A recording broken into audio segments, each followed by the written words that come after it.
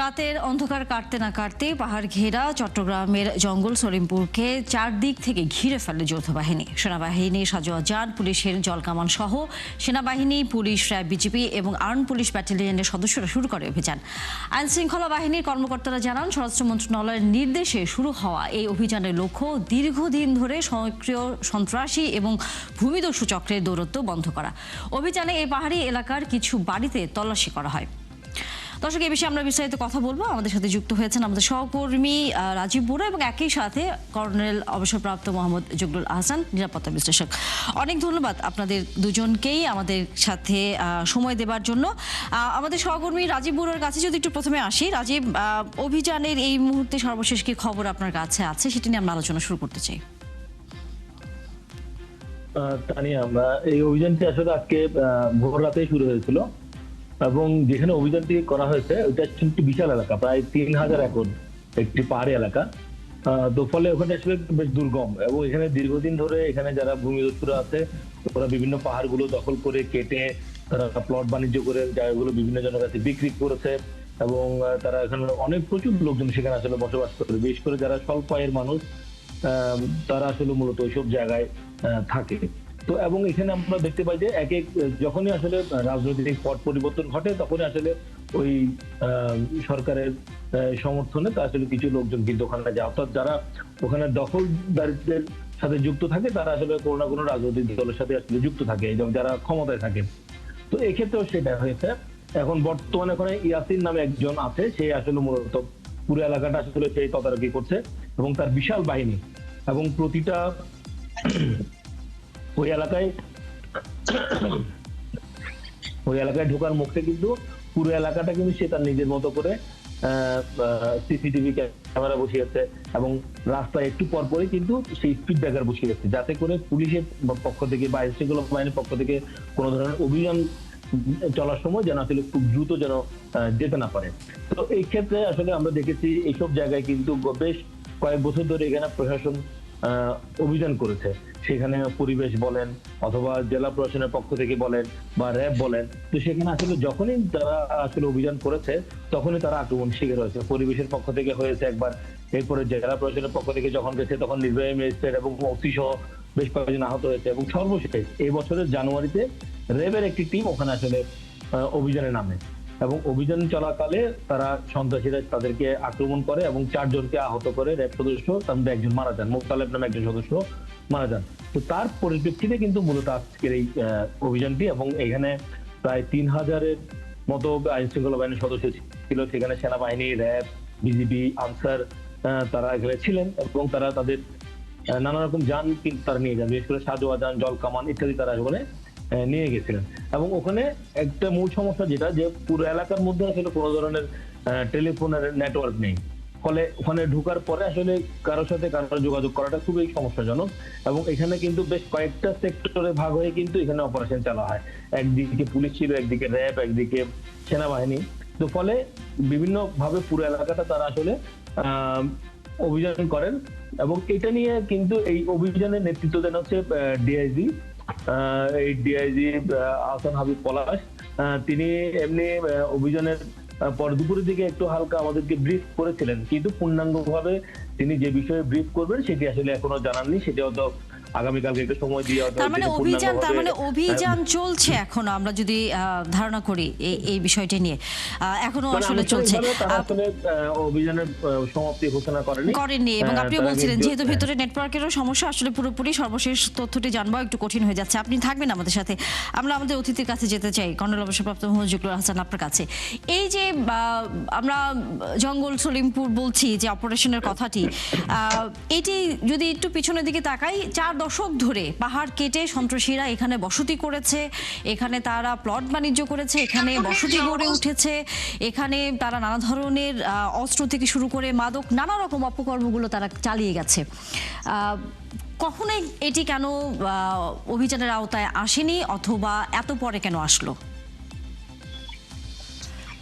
ধন্যবাদ আপনার প্রশ্নের জন্য। প্রথমে আমি 71 টিভি সকল দর্শককে এবং আপনাদেরকে আমার ধন্যবাদ এবং কৃতজ্ঞতা জানাচ্ছি আমাকে আমন্ত্রণ জানানোর জন্য। তো সেলিমপুর এরিয়াটা আমি নিজে পার্সোনালি চিনি, কারণ আমি যখন হালি শহরে বা চিটাগাংয়ে ছিলাম তখন এই এলাকায় আমি আমার স্টুডেন্ট অফিসারদেরকে অনেক ট্রেনিং করাতাম। কারণ সেলিমপুরের যে হাউজিং এরিয়াটা আছে সেটা আমাদের ওই আর্টিলারি কমান্ড ডিপ্লয় করার জন্য একটা ভালো এরিয়া। তখন থেকেই কিন্তু এই এলাকার ডেভেলপমেন্টটা বা ক্রিমিনাল নেটওয়ার্ক ডেভেলপমেন্টটা সম্পর্কে আমরা কিছু কিছু হলেও জানি। তো যেটা হচ্ছে পরবর্তীতে আবার যখন নির্বাচনের সময় বিভিন্ন অপারেশনে আমরা দায়িত্ব পালন করেছি এলাকাটা সম্পর্কে জানি। এখন আমি কিছু পয়েন্ট বলি, খুব গুরুত্বপূর্ণ, আপনি শুনেন কেন এখানে এই নেটওয়ার্কটি গড়ে উঠেছে। একটা ক্রিমিনাল সেফ হ্যাভেন বা নেটওয়ার্ক বা একটা তাদের যেটা বলেন যে তাদের আস্তানা যদি বাংলায় বলি, সেটা গড়ে তো ওঠার জন্য কিছু কারণ থাকে। তার একটা হচ্ছে ভৌগোলিক কারণ। ভৌগোলিকটা আপনি দেখেন খুব সুন্দর, মানে পাহাড়, জঙ্গল এবং দুর্গমের যে এলাকা, সেখানে সহজেই কেউ প্রবেশ করতে পারে না। রাইট, মানে ইনঅ্যাক্সেসিবল এবং ন্যাচারাল কাভার, এবং ওখানে কি হচ্ছে কেউ দেখতে পাবে না, জিওগ্রাফিক্যাল রিজন। তারপরে আবার দেখেন এটা কিন্তু লতিফপুর, ভাটিয়ারি এবং 3টা থানার মানে মাঝামাঝি একটা এলাকা সম্ভবত, যতটা আমি জানি। তো এখানে কিন্তু পুলিশ আবার ধরেন যে কে কোন থানা, মানে ওই পুলিশের যেটা আছে যে বাউন্ডারি গুলোতে সমস্যা হয় থানাগুলোতে, এই থানার পুলিশ বলে ওটা আমাদের না, ওই থানার পুলিশ ওরাও হয়তো বা মনে করে যে ওই পাশের থানা এটা করবে, এই ধরনের ফ্যাক্টর এখানে একটা আছে। তারপর আরেকটা ধরেন যে ক্রিমিনাল অ্যাক্টিভিটিস এর জন্য সুইটেবিলিটি। আপনি ওখানে দেখেন পাহাড় কাটা হয়, অবৈধ চাঁদাবাজি করা যাবে। আপনি ধরেন যে অবৈধভাবে পাহাড়ের ব্যবসা করে সেখানে বসতি স্থাপন করা যাবে, এবং একটা বস্তি কিন্তু সেখানে গড়ে উঠেছে। তো এই বস্তির সাথে কিন্তু আপনি ধরেন যে একটা ক্রিমিনাল নেটওয়ার্ক সেখানে গড়ে ওঠে। তো তারপরে আপনি ধরেন যে ওই আশেপাশে আবার পুরোনো জাহাজের ব্যবসা আছে। তো এগুলো থেকেও কিন্তু ওই চাঁদা তো নেয়া বা অ্যাক্টিভিটিস করা। আবার আরেকটা হচ্ছে চট্টগ্রাম শহর থেকে এটা খুব বেশি দূরে যে সেটা আপনি বলতে পারবেন না। সো এখান থেকে যে সিটিতে চট্টগ্রাম হচ্ছে একটা মানে ধরেন যে ইকোনমিক্স অর্থনৈতিক দিক থেকে একটা মানে অনেক অ্যাক্টিভ একটা ইন্টেন্স সিটি, যেখানে অনেক ধরনের ইকোনমিক অপরচুনিটিস আছে। সো এখান থেকে খুব সুন্দরভাবে অপারেশন করে আবার এখানে এসে সেফ হেভেনে বসাতে। তো এই ব্যাপারগুলোর কারণে, এবং এখানে মোবাইল নেটওয়ার্ক বোধহয় খুব উইক, যেটা আমি জানি, এবং আমরা যখন ওখানে যেতাম তখন এই নেটওয়ার্কের সমস্যাটা আমরা ফেস করতাম আমাদের ওই মিলিটারি ট্রেনিং করার সময়। তো এই অনেকগুলো কারণে, আরেকটা তো রাজনৈতিক মানে ধরেন যে একটা সহায়তা বা একটা ব্লেসিং, যেটা গত 17 বছরে এটা হয়েছে ফ্যাসিস্ট সরকারের সময়। তো আপনারা পেপারে দেখেছেন, নামও এসেছে কারা এদেরকে প্যাট্রোনাইজ করতো, ওই ইয়াসিন বা রুকুনুদ্দিন। এবং এখানে কিন্তু আগেও অপারেশন হয়েছে, এটা কিন্তু আজকে প্রথম।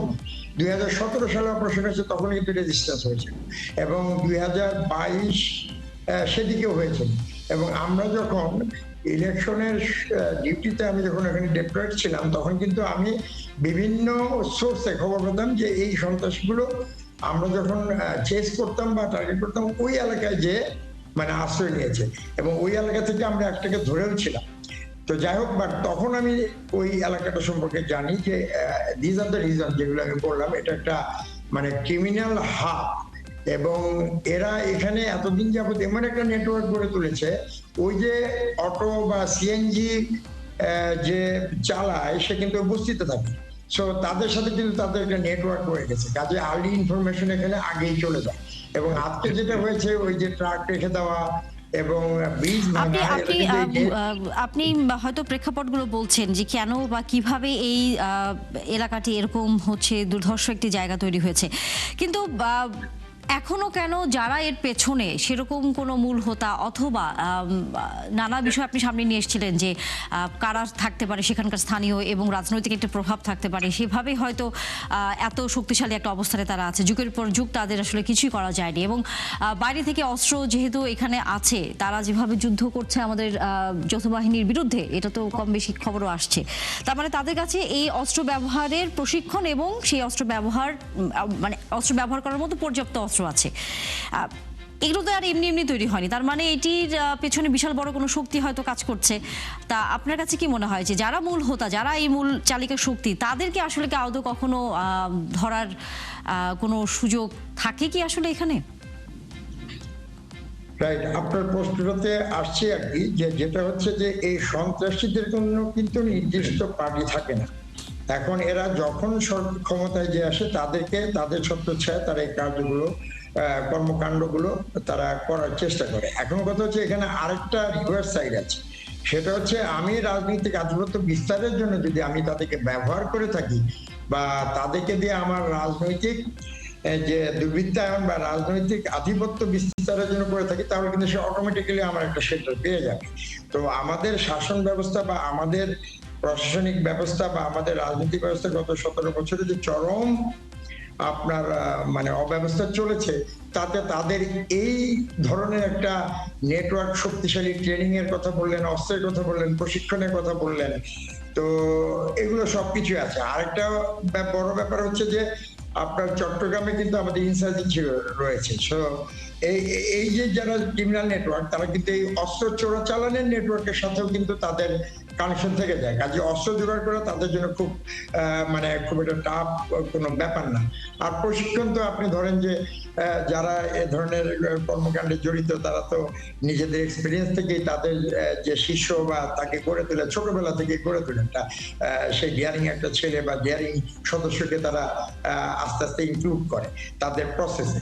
সো সেখানে তারা একটা অন দ্য জব ট্রেনিং যদি বলেন, বা তাদের যে মানে যারা ক্রিমিনাল নেটওয়ার্কে যারা লিডার থাকে বা গডফাদার থাকে, তাদের অর্থায়নে এবং লিডারদের প্রশিক্ষণে তারা মানে ট্রেনিং এ তারা একটা দুর্ধর্ষ বাহিনী হিসাবে গড়ে ওঠে। তো এখানে আপনি যেটা বললেন যে ইম্পর্টেন্ট জিনিস, যে পেছনে যারা আছে, হ্যাঁ অবশ্যই সরকার যদি এটাকে ঠিকভাবে তদন্ত করে কারা এদের প্যাট্রোনাইজ, কাদের লিঙ্কেজ এখানে আছে, এগুলো কিন্তু এখন বের করার কোনো ব্যাপার না। মোবাইল কল লিস্ট আপনি যদি চেক করেন, কে কার সাথে কথা বলছে, যোগাযোগ করছে, মিডিয়ার একটা বেরোয় আসছে, এদেরটাও বেরোয় আসবে। কারণ mobile is one of the important মানে এলিমেন্টস টু আইডেন্টিফাই, মানে ধরেন যে প্রুফ হিসেবে পাওয়া কার সাথে কি যোগাযোগ আছে। একজন রাজনৈতিক নেতার সাথে যদি সেই ইয়াসিন সাহেব বা সাহেবই বলছি আমি সম্মান করে, সে যদি প্রতিদিন কথা বলে বা বিভিন্ন পলিটিক্যাল অ্যাক্টিভিটিসের সময় সে যদি ইন্টেন্স কথা বলে থাকে, so this is clearly indicative যে সে কার সাথে কথা বলছে, তার রাজনৈতিক গডফাদারকে বা তার ব্যবসায়িক গডফাদারকে। কারণ এই নেটওয়ার্কটাকে কিন্তু ব্যবসায়ীরাও ব্যবহার করেন, শুধু রাজনৈতিক নেতা বললে হবে না। এবং একই সাথে আসলে এটাই আমরা অভিযান হয়তো সবসময় চলতে দেখি। আপনি বলছিলেন যে অভিযানটি তো শুধু আজকের দিনে, এর আগেও হয়েছে, আপনি বলছিলেন 17 এবং 22 সালেও হয়েছে।